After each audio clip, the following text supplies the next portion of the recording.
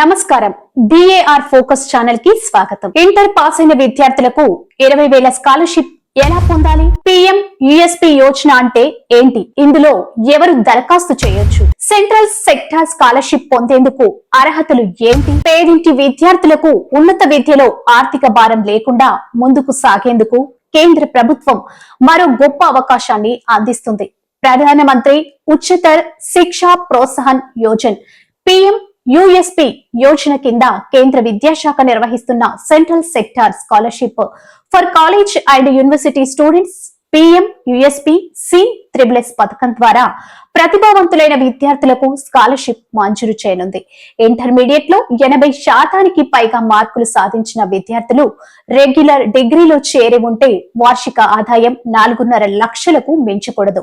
Under graduates కి ఏడాదికి 12,000, post graduate కి 20,000 వరకు స్కాలర్షిప్ అందించవచ్చు.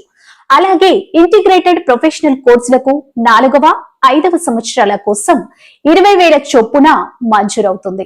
ఈ పథకానికి దరఖాస్తు చేసుకోవాలి అనుకునేవారు అర్హులైన విద్యార్థులు అక్టోబర్ 31, 2025 లోపు national scholarship portal NSP www.scholarships.gov.in online ద్వారా దరఖాస్తు చేయాలి. దరఖాస్తులో ఇంటర్ మార్కులు, మెమో, ఆదాయ ధృవీకరణ పత్రం, ఆధార్ కార్డ్, బ్యాంక్ ఖాతా, college admission proof, category certificate, AISHE code వంటి డాక్యుమెంట్లు అప్లోడ్ చేయాల్సి ఉంటుంది.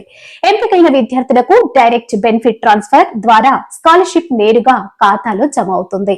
ఈ పథకం ద్వారా ప్రతి డిజర్వింగ్ విద్యార్థికి ఆశా జ్యోతి వెలిగించాలనేదే ప్రభుత్వ లక్ష్యం. మరిన్ని లేటెస్ట్ అప్డేట్స్ కోసం వెంటనే మన డిఏఆర్ ఫోకస్ ఛానల్ ని సబ్స్క్రైబ్ చేసుకోండి.